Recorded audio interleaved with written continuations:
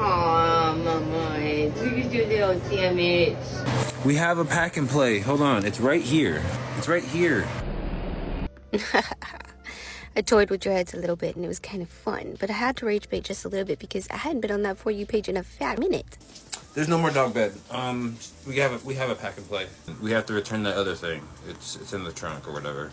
She didn't know that it was like relatively the same thing, and it's whatever. I really was trying to hop up on a sub only live, but why would I do that for 4 subscribers apparently? Like, I lost like 380 overnight, so... The Resilient Jenkins, another family channel that has been highly criticized online, is once again leaving viewers extremely concerned as things continue to get significantly worse. A household of 7 with a mother who is actively planning to have more children has gone from a 1-bedroom apartment to switching motels every 28 days with 5 children who are barely taken care of. So along with us while we stay another night at a different motel room again. Now, if you've been following us for a while, you may know we are a family of 7 that is currently homeless living in a motel room. The motel that we currently stay at has an extended stay policy where you stay for more than 28 days. You have to go stay at another one of their locations for a night. Up to 6 children if you include her baby daddy, Drew. With the lack of stability, relationship drama, CPS calls, and much more, the Resilient Jenkins is growing even more popular for all of the wrong reasons on TikTok. The most recent being Stephanie's audience accusing her of having her infant child sleep in a quote-unquote dog bed, which yes, we will definitely dive into more later. I know what's best for my situation. Bought her some kind of bed for while we're here in the motel. Mama got one so low to the ground because she's a climber. So the Resilient Jenkins have gotten significantly worse since the last time I've discussed them on this channel. It's none of your business what's going on with my kids. What's up, baby girl? Are you done making videos yet? Not quite yet. I want to share, and I don't know why, because we're all human. Can you pause that, these kids? Okay, 1 second. I told you. When are you gonna get used to being disappointed? It's gonna have to be you or me who go get him later. He don't make his choice, he's not gonna take you. What?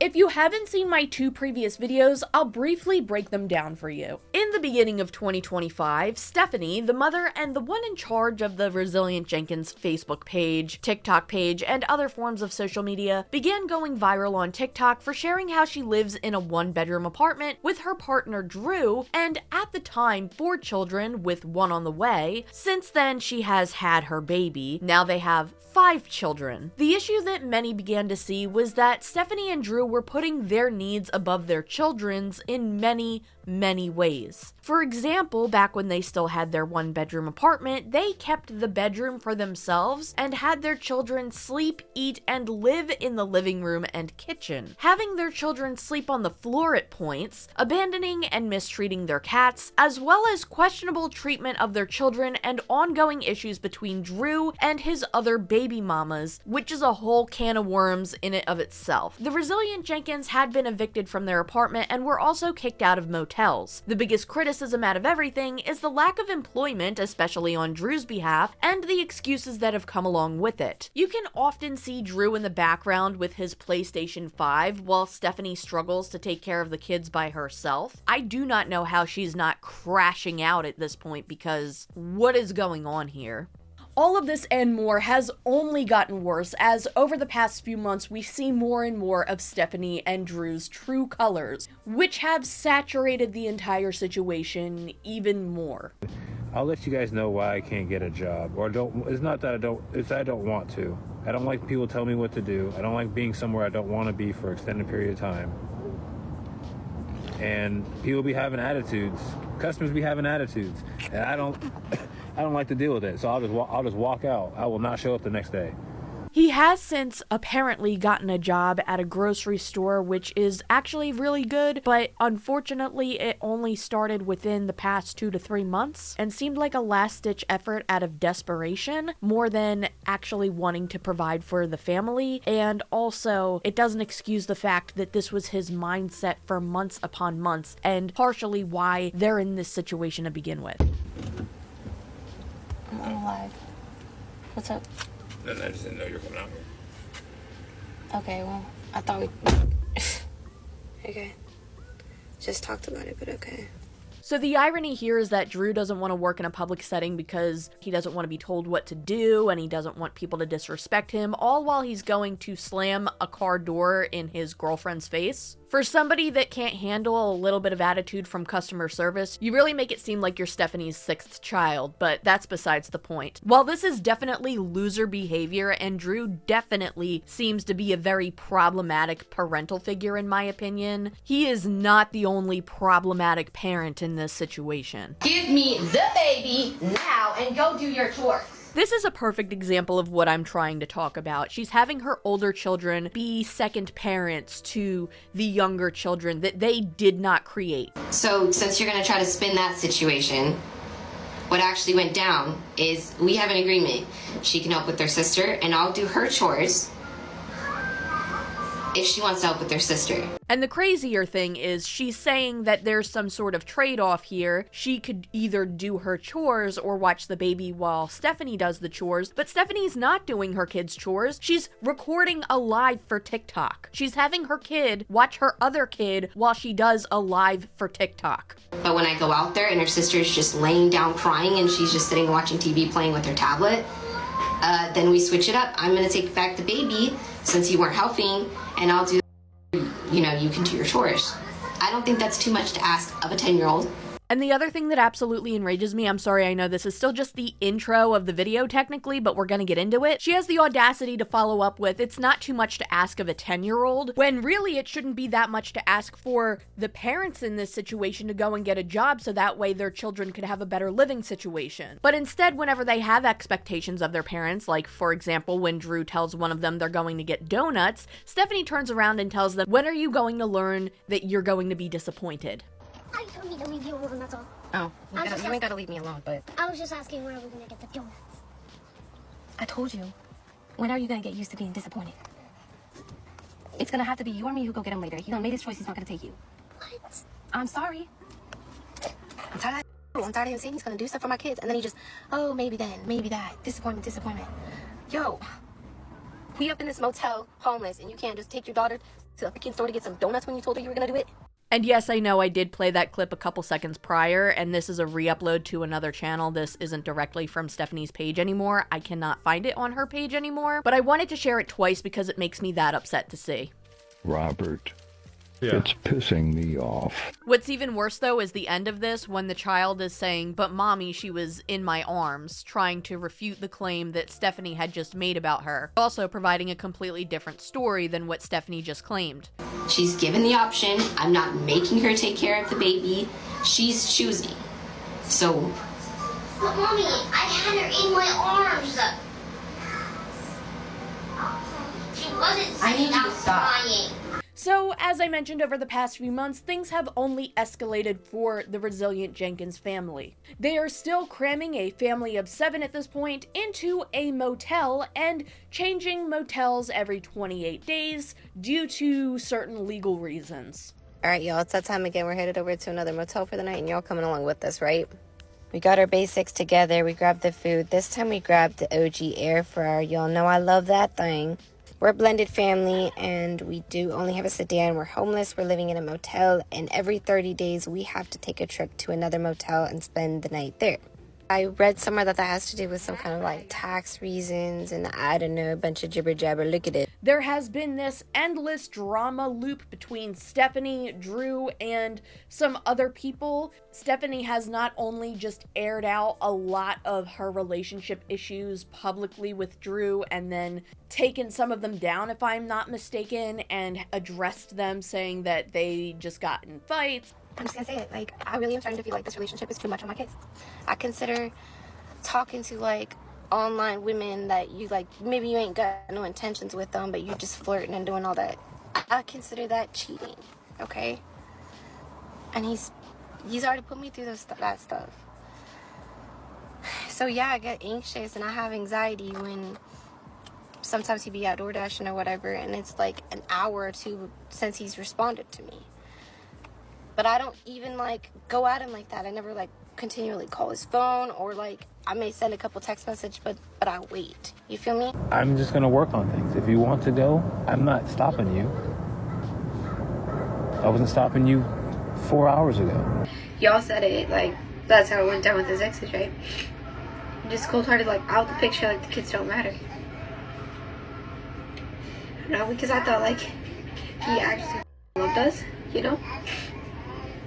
Thought I was different. Oh, but you guys ended up just getting right back together, so this was just rage bait at its finest. Or perhaps it's 24 hours we should have stayed off the internet. You feel me? It seems to be a continuous separating and then getting back together, separating and then getting back together. Perhaps it's just that Drew and I should have handled our without getting the online. And I'm gonna fully admit that started with me. But maybe it's because I felt like it was what I needed to do to catch the man's attention. And him and I have been arguing and dealing with pretty intensely for the past month, and someone had even claimed that Drew was allegedly cheating on Stephanie and sending some really spicy text messages with them. Again, all alleged at this point.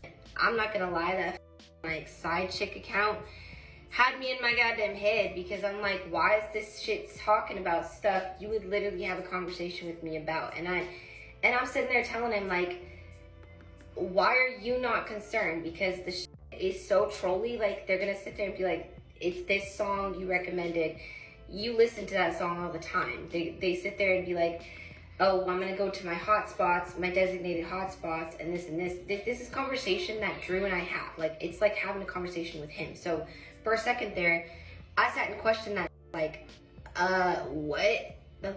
And I like sending the screenshots of the text message threads.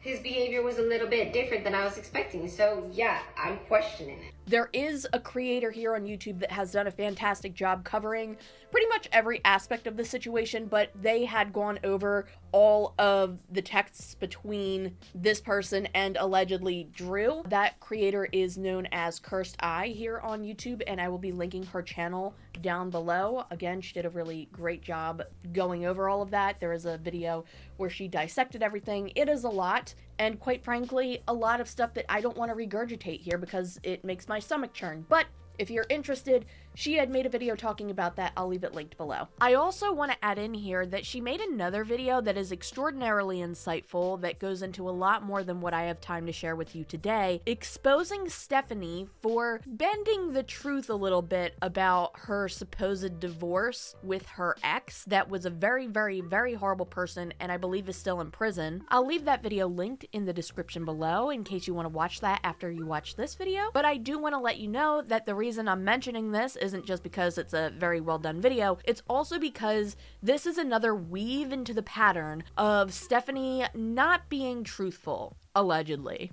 Regardless of the relationship situation, many have pointed out their concerns with the well-being of their children. Overall, the situation seems to be that Stephanie treats the children as second priority to Drew, which is something I've already kind of had a feeling of, but seeing even more as of the past few months really solidifies that opinion in me. I want to get a little personal here, but I can't get too personal. So I cover a lot of these family channels because although they are very popular, the main focus is usually the children on these channels, and they seem to be the most voiceless and powerless, at least until many years later when they are finally able to escape the situation and speak up, as we've seen in similar issues like the Ruby Frankie situation with some of her children. And this is something that is so unfair and unjustifiable on so many levels, because children are human beings too, and despite the fact that they aren't fully developed, they will one day become an adult and realize all of the things that they have been put through for monetary gain online, and it's not okay. And while I can't be more than vague with this part, it truly ruffles my feathers for a variety of reasons that really hit home to me. Minus the public exploitation by parents, I've grown up seeing some similar things happen to people that I care about, and I would not wish those types of things on anybody, and it is nothing short of horrific. I'm mostly saying this because I definitely have a bias when it comes to covering situations like this. Bias or not, however, I find it extremely extraordinarily difficult for anybody to excuse the type of behavior that is being displayed within these TikTok videos. And I want to make it abundantly clear, I'm not talking about or trying to pick on a family that is struggling with poverty here. That is not what is happening in these TikToks. I mean, you can argue to a point they are going through it, but in my personal opinion, it's blatantly obvious that this is a mother using that to her advantage and using poverty as a brand at this point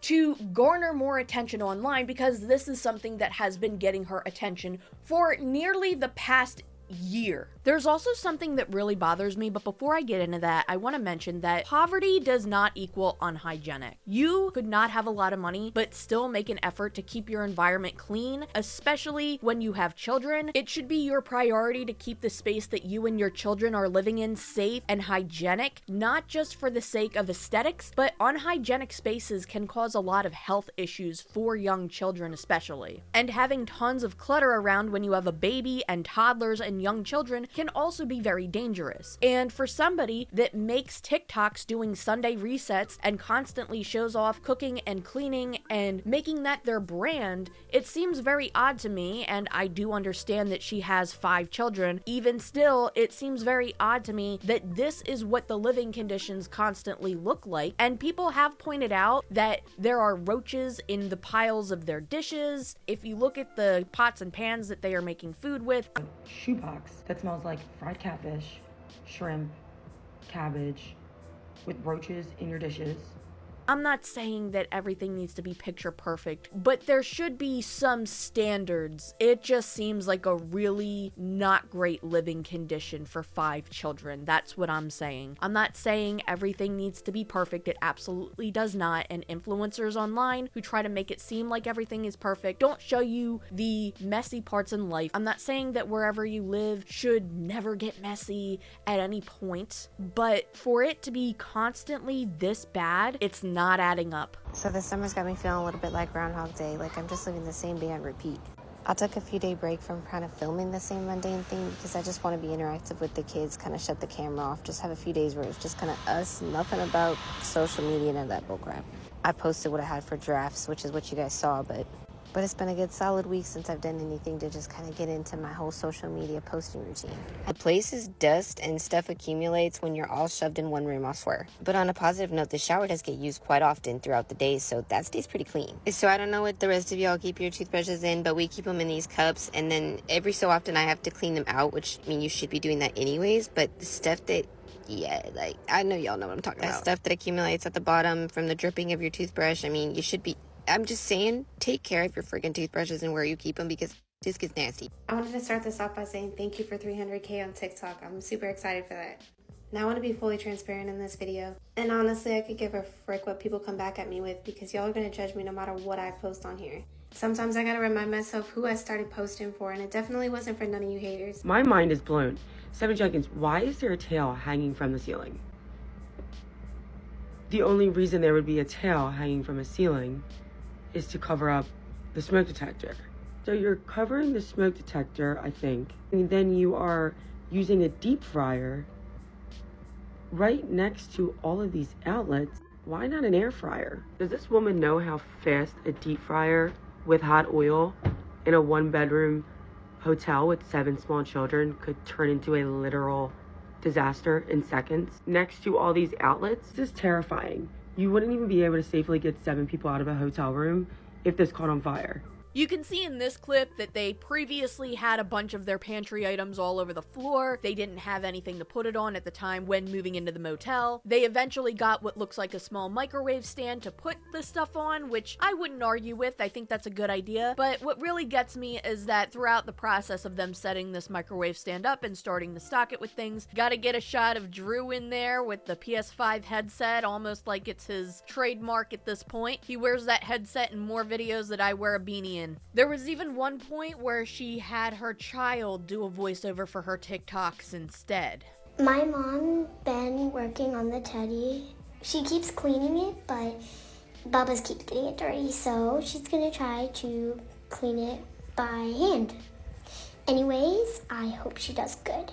So not only are you having your older children watch your baby for you that, again, you created, but now you're having them voice over your TikToks for you too. And while I don't personally produce TikTok content, at least not at this time, I don't know if I will in the future, I haven't decided on that yet, but I'm mentioning that because I don't know the details and specifics of TikTok monetization, but I have somewhat of an idea of how it works. And I will say that many have been calling out Stephanie, claiming that the amount of money that she likely makes from TikToks should be pretty substantial. Stephanie herself claims that she makes about what she would make with a regular W-2 job, or so they call it. Not only that, but the excuses made for Drew trying not to get some sort of employment is absolutely mind-shattering, in my opinion. And regardless, by the way, that was months ago when we first covered the Resilient Jenkins. I want to say around 6 to 10 months ago. Okay, so I would imagine that at this point, the attention and the monetization has only grown. I just want to point out that there is a list of deliberate choices made by Stephanie and Drew throughout the entire time of being evicted from their apartment to switching motels every 28 days, while simultaneously turning down help from others who have attempted to reach out and aid them. Of course, the person I'm referring to here specifically is Stephanie's mother, who has made a few TikToks regarding this situation. Stephanie's mother supposedly offered Stephanie and the children to come and stay with her, but that invitation was not extended to Drew. And combined with that, along with what Stephanie claims is growing up with a lot of traumatic things from her mother, allegedly, she did not want to take this offer. But at this point, things are getting really dire. You're running out of options. You're with somebody who can barely prioritize your children or you or anything above himself, who has done similar things to previous mothers of his children, and at this point you are choosing him over your kids, in my opinion. There's also been an ongoing issue between Drew and two of his baby moms. One is Arlita, who had an ongoing legal case with him over child support, and then another is Desiree, who has been fighting to get custody of her child back. So two of these children are not Stephanie's, but there have been many things that have caused Stephanie to crash out, for lack of a better term, over this situation, especially when it comes to Desiree's child. I'm not getting into that too much in this video though, because there seems to be more developing with that. But there is one story that I want to bring up because it's absolutely infuriating to me, and it shows Stephanie as not just delusional in a lot of these circumstances, but also extraordinarily controlling, in my opinion. We're going to call the oldest son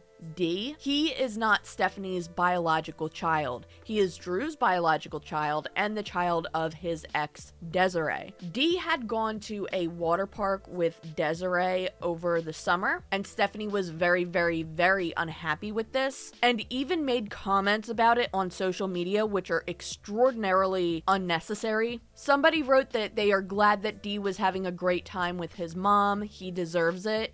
And Stephanie replies with, "One trip to an amusement park makes up for everything, huh? I'd love to know who's reporting he had such an amazing time while there. Despite what a lot of folk have been led to believe, D and I have a great relationship. He had quite a different story to tell about this time spent away from home. Any child will be excited to go to an amusement park. That's common sense. But providing actual, genuine care for a child is what makes someone a mother." You would know a whole lot about that, wouldn't you, Stephanie, considering the very great care that you provide for everybody in your situation. Anyway, what I know, I will keep between me, Drew, and that next to court date. All things will come to light eventually, but continually bringing this energy toward the wrong person will come back to you, not me. I'm worried about nothing you have to say. I'm not sure if there are more court dates ahead of this at this point, but I do know that the court has granted Desiree, I believe, partial custody where they have to let him see her. And I also have seen rumors that Stephanie was trying to keep him from her recently. So there's that. Again, this is why I'm only briefly mentioning this, because a lot seems to still be developing, but she seems to be very, very angry about this. She is in Stephanie, not Desiree, but I can't imagine what Desiree must be going through, seeing her kid go through all of this and fighting for custody. It's absolutely heartbreaking and gut-wrenching. It's so frustrating because, in my opinion, it seems like they have several options here. yet are purposefully avoiding them because they aren't prioritizing the children that they so love to exploit in these TikTok videos. I'd argue that it's also partially because of Stephanie's entitlement to TikTok fame and attention. She's openly expressed a desire for TikTok fame prior to going viral for all of the wrong reasons. TikTok algorithm be worse than W2, with them low-life coworkers you watch get all the credit, because tell me why I have crap views and better content than half this app. You mean content like this? And at points when she was criticized, she would bring up other people who have gotten popular as almost a defense mechanism, but it clearly comes off as bitterness. Honestly, can't even explain the immense F I do not give. That there's people out there making money and making videos off me and my life like it's some kind of freaking joke. A little later than I was anticipating to post, I was busy baby making with the hubby, you know what I'm saying? I'm just playing. I just thought I'd give you guys your latest shish to talk so you can make your car payments next month. But for real, I'd really like to know what y'all's issue is with me and Drew, because personally, what have we ever actually done to either of you? That's right, absolutely not.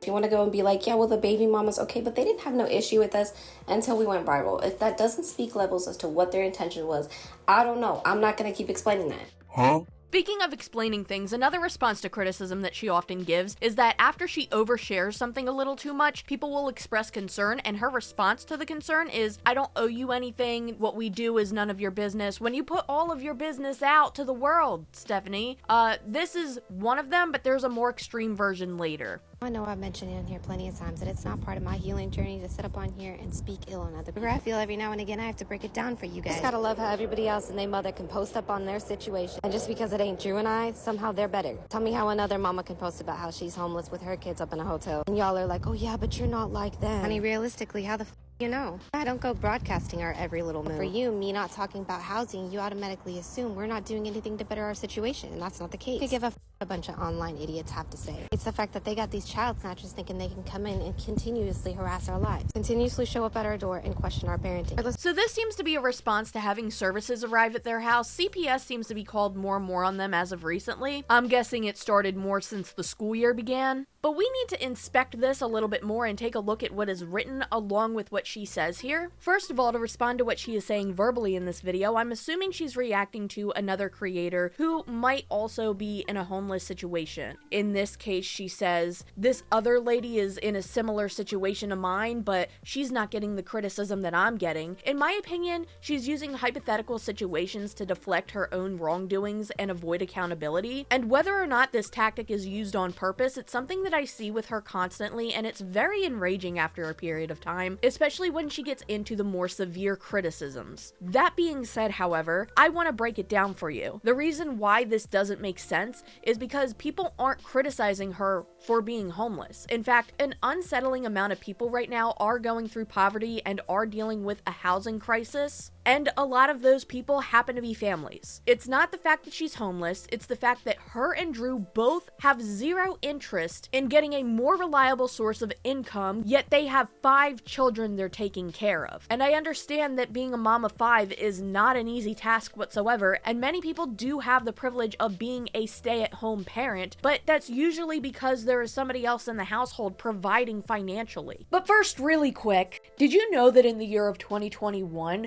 the National Safety Council reported that over 36,000 car accidents would happen every single day? In many cases, those who have gotten in accidents would have the stress over dealing with the cost of treatments for their injuries. But this is where Morgan & Morgan could step in and make things easier for you if you decide to become their client. Morgan & Morgan is America's largest injury law firm with over 1,000 attorneys across all 50 states. And when dealing with cases, Morgan & Morgan doesn't settle for lowball offers. In fact, Morgan & Morgan has achieved significant verdicts for victims with life-altering injuries. This includes over $12 million in Florida, which is 34 times the highest insurance offer, and $26 million in Philly, which is 40 times the highest insurance offer. The best part, you don't have to pay unless you win your case. You heard that correctly. You don't have to worry about any upfront charges. If you've ever gotten seriously hurt, your injuries could be worth millions, and you're just a few easy clicks away from potentially changing your life. You can start your claim now with Morgan & Morgan at forthepeople.com/Mimi,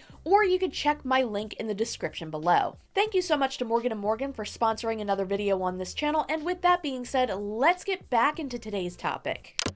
Now let's get into the screenshots of this video that I had taken. The reason why I say screenshots is one, because it is a pretty lengthy read, and two, I'm trying not to keep the children that she showed in this video in my video. I made sure to crop them out. So the written part of the video starts out by saying, and since I truly feel I gotta break everything down for y'all, I intentionally showed how close my son is playing to trash cans, because I have on more than one occasion urged and encouraged him to play in the grass area away from the trash. However, if you know anything about children on the spectrum, and toddlers honestly too, this is a really big point that we're coming back to. Children on the spectrum. She's claiming that her child is on the spectrum. There's a reason why that's important. Again, we'll get into that in a moment. I digress. They can be particular with their ways. He is set on grabbing the rocks from the left of me and then bringing them over to the bench to drop them. So we researched a little bit and thought we would try this sensory box. My plan is to slowly move the box further into the yard area and away from the trash bins. We also plan to try different toys and or sensory objects, though most of the time he loves dirt, rocks, and water. God forbid we have nature-loving kiddos. Let's further break it down for the hater in the back. I love how it's just one singular hater. I'm over here. This was an immediate need for our son. He was playing too close to the designated smoking area, and I point this out before as he pointed out something we neglected to consider. We saw a need for immediate action and a long-term solution. It's funny, she talks about long-term solutions in this situation about moving into the motel, but talks about short-term solutions when getting her baby a bed, but we're not there yet. Now this is a run-on sentence.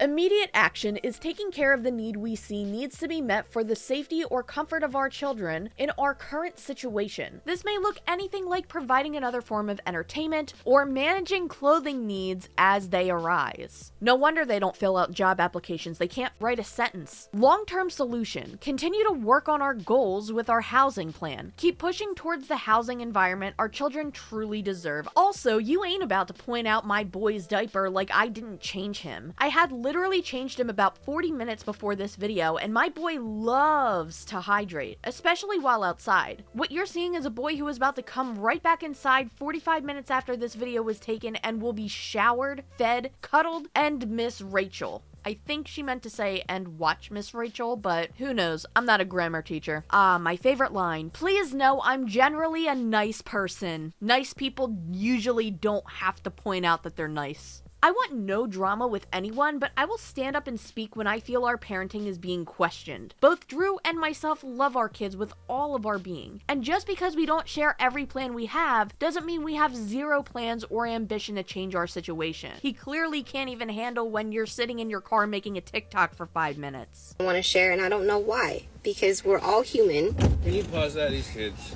And like I had mentioned previously, she had talked about her child being on the spectrum, and when questioned about this, people speculated that she didn't actually get any proper diagnosis for her child or any follow-up visits as far as I'm aware, which she then made a response video. So I wanted to take a minute and address some of the accusations that I've seen numerous times. Just claiming that we're neglecting to take the time to get our son evaluated for autism. Just because we aren't taking the time to share that process and we're not posting that publicly doesn't mean that we aren't making sure that's getting done for our son. When it comes to my kids, like medical needs and what they go through at the doctor's office, that's not something I'm typically going to be sharing on our page. So like I said, just because we aren't sharing that we're getting our son evaluated and whatever steps we're taking to get him the support he needs doesn't mean that we're neglecting to get our son the support he needs and deserves for his spectrum related conditions. And at one point even made comparisons about how people online viewing her videos are like strangers she would see at a grocery store asking invasive questions. All right, hear me out because I have a theory. A grocery store is a public place, is it not? When you choose to go into a public grocery store, you open yourself up to the possibility of public interactions, right? Because for all you know, the person down the aisle that you're about to go down is a talker. They want to turn around and discuss Annie's mac and cheese or Kraft mac and cheese. Which is it? You don't know this person from Bob, so when they start this interaction, it may be completely off-putting to you. you. Now maybe you're a talker as well and you don't mind the interaction. To some of us, a complete stranger interacting is kind of weird. Now the present me hopes that future me is a little bit better at interaction with strangers, but that's in the right scenario. But to me, posting on a public platform is no different than going in a public grocery store and having a complete stranger walk up to you and act as if they know you and try to give you life advice. When that couldn't be more different, because you're not showing strangers at a grocery store hours and hours of content of your kids for them to definitely not be curious or concerned about certain things you've mentioned, said, or done in those videos. But that's exactly what you're doing online, and you're expecting nobody to care or have questions. How completely thrown off would you be if someone walked up to you in the grocery store and asked you where your daughter sleeps at night? How is it anybody's business where a son is sleeping? I don't know how you write that comment and don't ask yourself how you don't sound like a creep. And a good lot of you are still gonna sit here and justify how some of your comments just make sense because we deserve it. But again, I personally can't imagine just running up on a stranger and saying half the things that I read in some people's comments. Like, who raised y'all? Seriously. Also, what she's saying here is blatantly dishonest, as most people aren't asking her where are her kids sleeping. They're asking her why are they sleeping on the floor? Why aren't they getting adequate and proper bedding? Which, by the way, there's one more example of this that I will get into in a moment, but there's something I want to mention before that is really bothering me. It's something I brought up in the beginning of this video that is likely bothering you too, and that is the baby bed situation. This is going to be extraordinarily frustrating for me to get into. Just a couple of days ago, Stephanie posted another video on her account where she shows off this new bed that she got for her infant.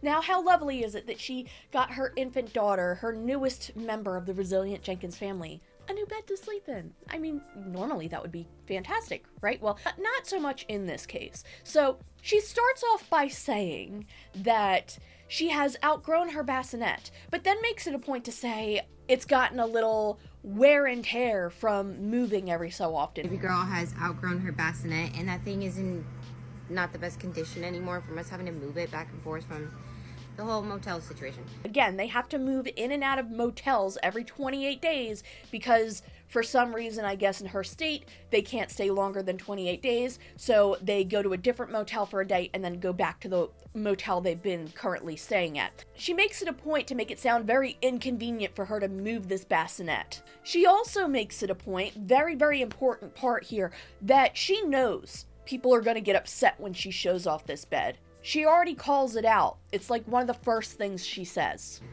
So, I don't give a fuck what your opinion is on this one because I know what's best for my situation. Bought her some kind of bed for while we're here in the motel.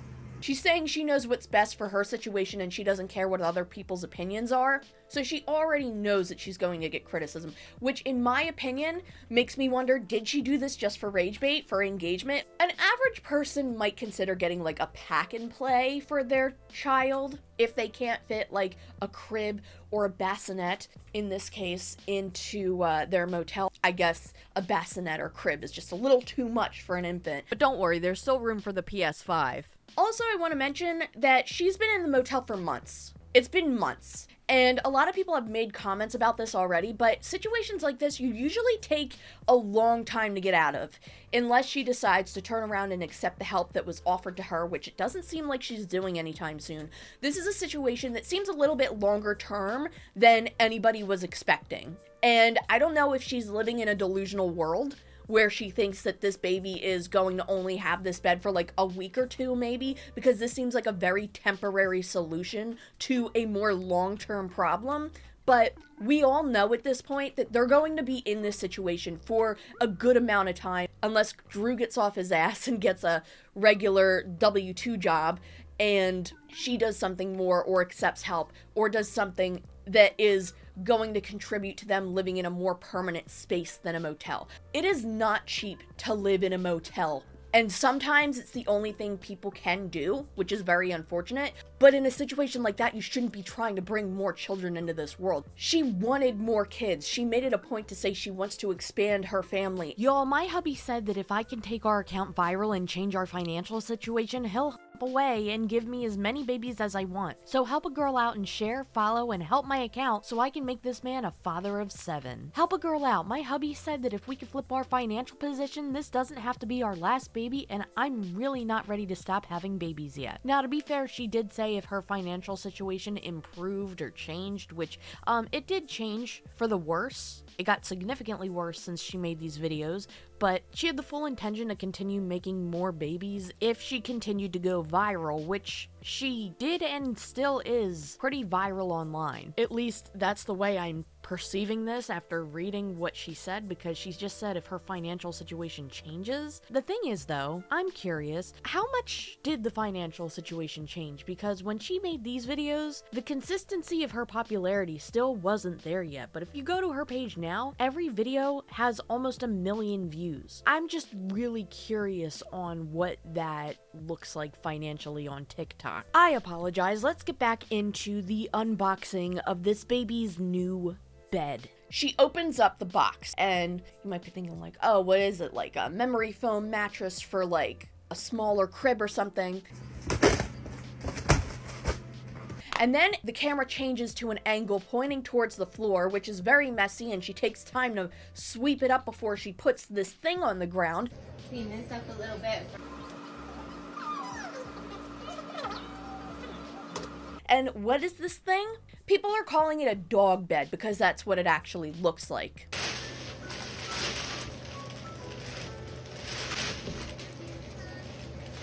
Your sandwich bed is here, my dear.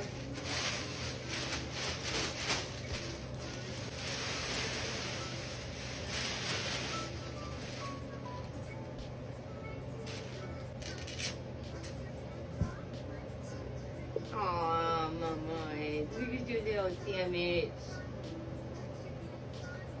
You gonna lay in your sandwich?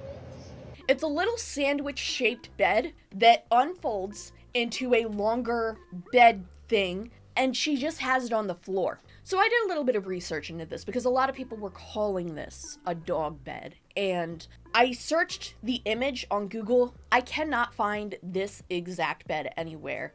There looked to be similar-ish shaped beds on a website, Temu. I saw it pop up when I looked it up on Google, and the link popped up via Temu. There was some from Amazon. This was one from Amazon that is not a sandwich. It is just a gray bed that looks very similar. And we're going to look at the specs of that because I think it's very interesting, especially when you see that it is meant for toddlers, not infants. And it's a travel bed, not a stay in this for multiple months type of bed. But now I'm not showing the baby's face, but you can see her sharing the baby crawling out. Like, it's a literal demonstration of how the baby can crawl out. And now, all she's got to do is climb right on out. A very small baby is being put in here. Very easy for her to crawl out of. She even mentions that the baby is a climber. Why Mama got one so low to the ground? Because she's a climber.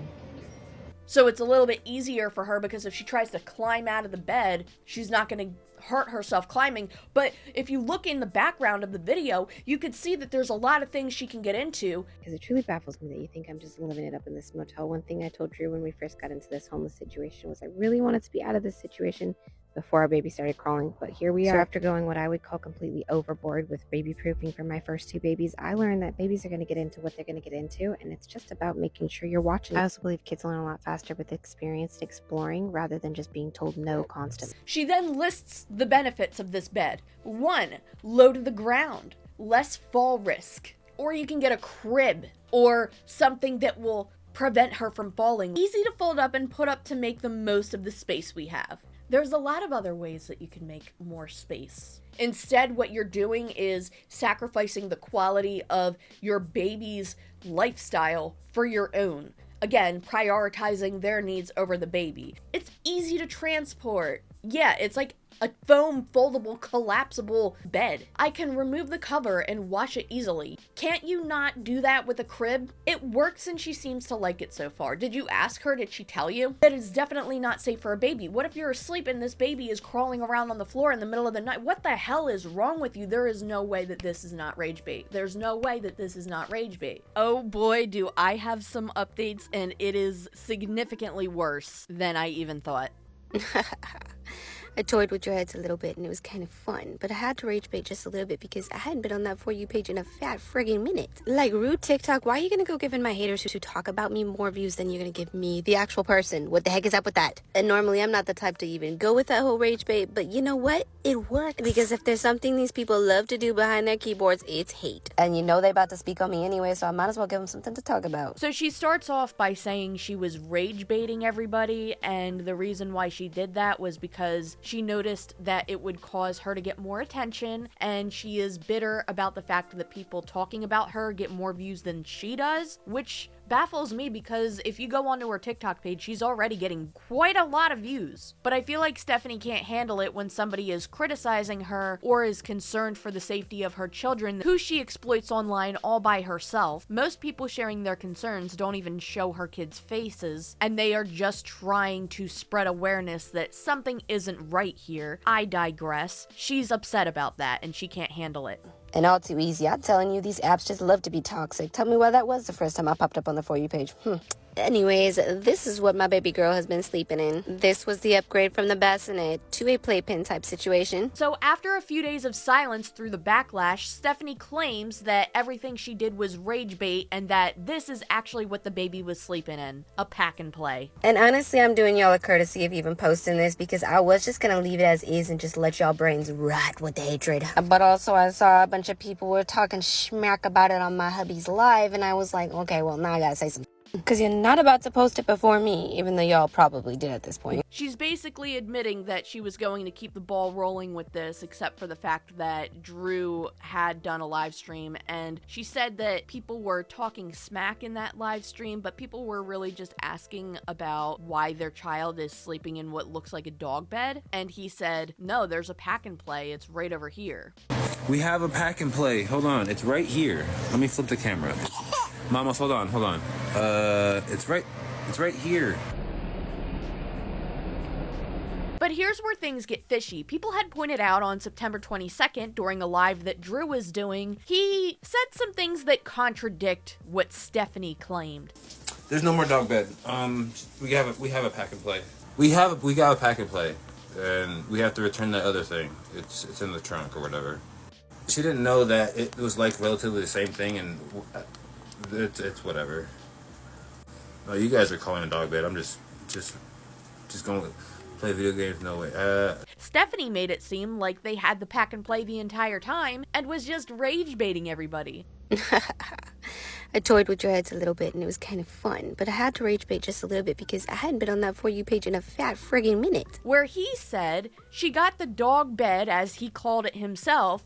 There's no more dog bed. We have a pack and play. Or the equivalent of a dog bed, thinking that this would be suitable for their child, and when she realized that it wasn't, she then got the pack and play. We got a pack and play, and we have to return that other thing. It's in the trunk or whatever. She didn't know that it was like relatively the same thing, and it's whatever.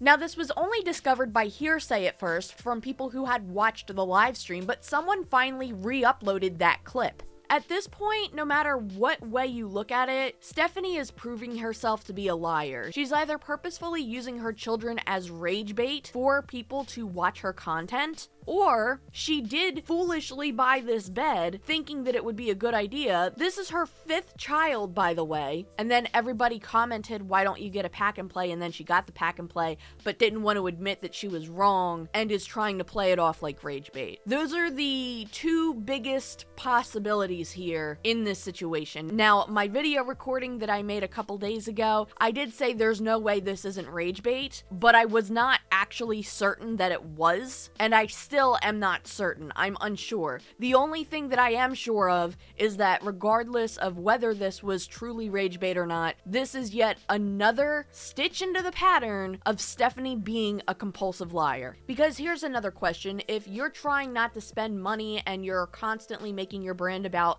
being in poverty, why are you wasting $70 or $80 to quote-unquote rage bait your audience? And it also shows that the bar for her is never too low. A lot longer than you would anticipate.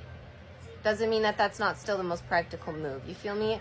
A crib in here wouldn't be practical. She literally says a crib in the motel would not be practical. The entire living situation she's in isn't practical, and it was entirely preventable.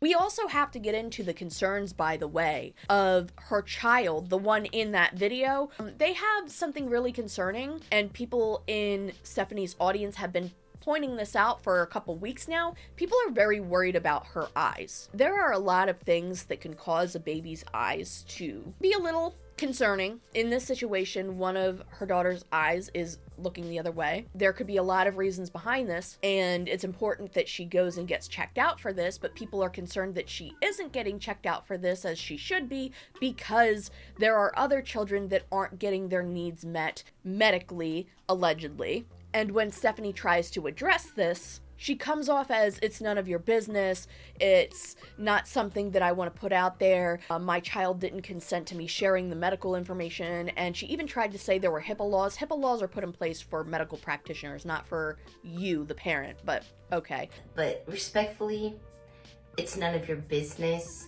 what's going on with my kids and their medical stuff. I really don't get why everybody keeps prying at that, okay? I am well aware that my 7-month-old's eye crosses, and she will get the medical treatment she needs for that. Will all of you guys be updated on that?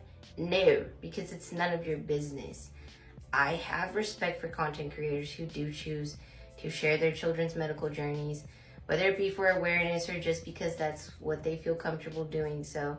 However, I personally feel like that kind of HIPAA, that's all I'm gonna say, and I feel like until my child is old enough to have consent and knowledge of me sharing all of this information, I don't feel comfortable doing so. That's me personally.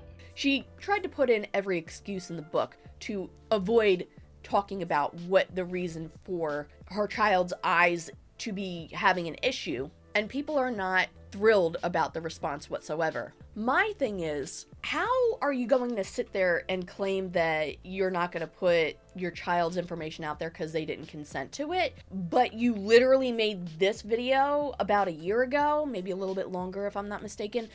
I respect people who are like, I don't share my kids on social media. I keep my kids' private life private. Bro, that's your choice. But why come at the moms who don't make that choice? Because I see it completely differently. My kids want to be a part of my videos. They feel like they're on TV. They feel like little celebrities. And they're being little celebrities in a safe space instead of like Nickelodeon. If this is going to be how it continues to be, we're going to make money through social media, or that's just going to be like the livelihood. It's entertainment, which that's how America's always been. That's how the world is. I feel like I'm doing my kids a disservice by not giving them a good start to that. By not giving you like, hey, this is Mitt, Mutt, and Mo. This is their life growing up. And then as they grow up, they're going to want to start their own social medias. And I think it's going to be awesome to have their perspective too. And they'll be like, this is me all grown up. Now I'm going to come prank my mom and take the video on that perspective. I think it's going to be cool. You had no care whatsoever about putting your children's information out then, and you had no care about putting your children's information out throughout the entirety of the past 12 months, but now suddenly when people are concerned, that's where the line is drawn for you. I think that's awfully convenient. A short time after the incident that occurred with the dog bed or the travel toddler bed, the bed that definitely was not suitable for their baby, but prior to her announcing that they got a pack and play, Stephanie made this subscriber only post, which has been reposted all over TikTok and other forms of social media. So I was 30 minutes early to my doctor appointment, and I figured I was just gonna pop up on a sub only live, only to see like either my TikTok is mad glitchy or I just keep losing monetization rights on TikTok for you guys. Because So the reason for her making this post is to address losing followers on TikTok. She said she didn't know if it was a glitch or what the reason was, but then she starts, of course, going into how she works so much harder than other creators and doesn't receive the same amount of attention and validation, I guess, online. A large amount of people began unfollowing her throughout this past week due to the pack and play / baby toddler dog bed incident, as well as more information coming out about her regarding her ex, or I guess not so ex-husband. It's truly like not anything I'm lacking doing. I feel I post and I'm just as active as, if not more active than some creators that I've seen, and like still like the algorithm's just like no. She then says that due to how little subscribers she now has, it's not worth posting subscriber-only content. So that being said, like I really was trying to hop up on a sub-only live, but why would I do that for 4 subscribers apparently? Like, just so you know, by the way, when it comes to TikTok, a subscriber is not the same as a follower. You follow somebody and you'll see their posts more. You subscribe to somebody, you're paying them money to see specific posts or just to support them. On YouTube, a subscriber is the equivalent of what a follower would be on TikTok, whereas a subscriber equivalent to TikTok would be the join members button or like a Patreon. So basically, she didn't just lose 300 followers, she lost some pretty substantial monetization because she lost a couple hundred subscribers that were paying her for her content and supporting her. That's a pretty big financial blow, especially when it comes to somebody like Stephanie, who claims to be saving every nickel and dime she can. And she ends with saying she lost over 380 subscribers. I lost like 380 overnight, so is a subscriber paying like what, $1 or $2 per month? No, they're not. If you want to subscribe or make a one-time donation, it's $5.99. If you want to subscribe and continue watching the content monthly, it starts at $5.39, and then after the first month, it goes to $5.99. For 3 months, it's $16.17, 6 months is $30.54, and 12 months is $57.48. Did anybody actually pay the 12-month subscription? I really want to know. Anyway, let's just say all 380 people that subscribe to her content were at the lowest tier of $5.99 per month. We'll even do a better one. We'll say $5.39 per month. Now, if I understand correctly, I could be wrong, so please correct me if I am. It seems like the creator only receives about 30% of the revenue made through subscriptions on TikTok. So to be fair, if this is the accurate percentage, she would only be pulling in $614 a month, which is insane, by the way. A 70% cut from TikTok and dispersing part of that to other apps from the App Store is wild to me. But anyway, that's another topic for another day. She's still bringing in a minimum of about $600, and that's not including the subscribers she still has. And that might not sound like a lot, but you have to remember that this is only one form of income through TikTok. TikTok also pays monetarily for the amount of views people get online. She also posted another TikTok where she's doing one of her Sunday resets or cleaning videos, and in the background, her baby is on the floor eating crumbs off the floor, and then she verbally acknowledges, yeah, my baby ate a piece of bacon off the floor. You thought that I didn't catch that? Like some kind of freaking sentence, because I'm literally living the same day over and over, washing the same damn dishes. You've seen my dang pot. The thing is tired. I mean, can you really feel like your laundry is clean when you're folding the same clothes that you've been washing over and over for 3 years? And I know y'all asses caught my baby taking that piece of bacon off the floor. I caught her too. Y'all act like I don't know what my baby's doing right behind me. Girl, what? There's one more thing I want to get into, though. After all of this happened, Stephanie began another crash out, but this time it was on another form of social media. She tried bringing up the cat situation again. If you haven't heard about the cat situation, other than my brief mentioning earlier, I discussed this thoroughly in my previous video. Stephanie and Drew Jenkins had multiple cats at one point when they lived in the one-bedroom apartment, and they abandoned them. They specifically abandoned 2 cats, Milo and Onyx. These cats cats, as she had stated, were indoor-outdoor cats, but there was one clip where I believe the cat Milo was trying to come into the apartment, and you could just briefly see Drew kicking the cat out because they decided they weren't going to have the cats anymore since they were going to a motel. Somebody out of the goodness of their heart after seeing this, named Shaylin, decided that she was going to try and rescue Milo and Onyx. At first, she only found Milo, but then I do believe she also found Onyx, but Milo's condition was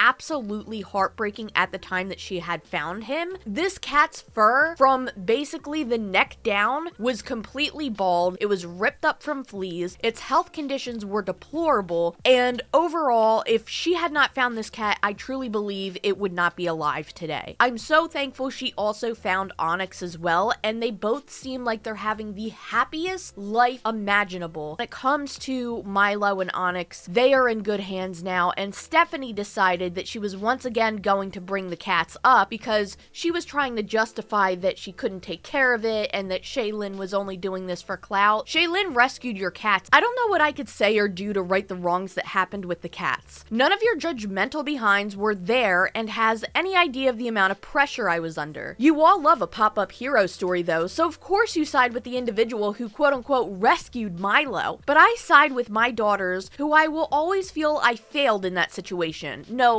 you did fail. It's not even a feeling. You did fail them in more ways than one, but especially with probably this cat as well, because it probably broke their hearts. That's a failure on your behalf. Milo was our baby. We loved him, and despite what you may believe, we did everything we could for him, except for going across the street to a Petco, which yes, there was a Petco literally across the street, and getting flea and tick medication for them, and trying to make sure that they were healthy. Oh, and throwing out their litter boxes and kicking them outside in the cold. Did everything you could. Good job, Stephanie. It was not my decision to throw the cats outside, and it hurt me to do so. Is she implying that it was somebody else's decision in the house? If I remember correctly, she was the one recording herself throwing away the litter boxes. But even if it wasn't her decision, does that mean it was Drew's decision? And again, this would prove that she's prioritizing Drew over everybody and everything else in her life, including her kids, but also her cats, I guess. So she's either blaming Drew or blatantly lying here. I definitely rage baited with that video. She loves to put the word rage bait behind this now, like it's an excuse for the terrible things she did. Like, oh no, my viewers don't like what I posted. I'm just gonna say I rage baited so that way it seems like I didn't actually do the bad thing that I did. You recorded yourself throwing out the litter boxes. People found your cat in conditions that were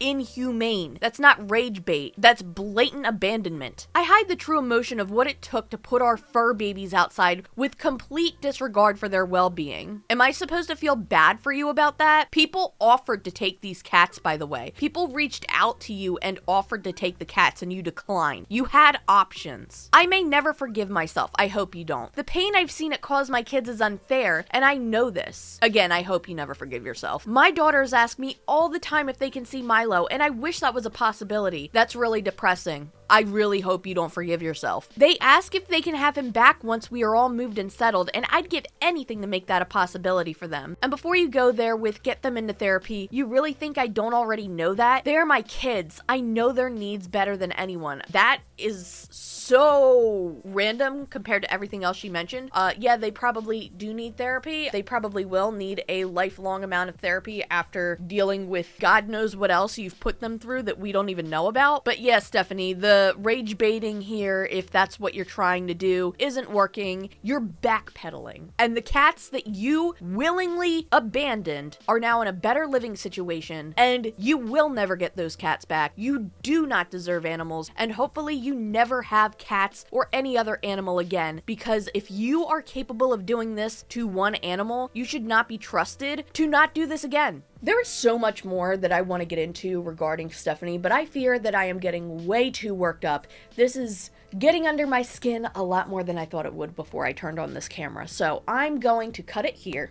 But I want to let you know that with any additional updates, I will be making a follow-up video. I'm so bad at being on track with follow-up videos. I still have to do the one with Kendra, and I still have to do the I'm Alex one, which I know has been a minute, and I promise you I'm going to get to those. I may even just redo the whole I'm Alex one, because at this point I think that that might be beneficial for anybody who has forgotten about what's going on. I'm trying my best. My memory card ran out of space when I was finishing up this video, but I just wanted to come in here and say if you made it all the way to the end of this video, thank you you so very, very, very much. And thank you so much to everybody who has been supporting me over on Patreon and through YouTube memberships. If you've made it all the way to the end of this video, let me know down in the comments below by telling Chester happy birthday, because this should be uploaded on or around the day of his birthday. He's turning 8. So yeah, happy birthday, Chester. He's a good boy. I'm petting him right now, but you can't see him. Anyway, tell him happy birthday, because he's a good boy. See you later.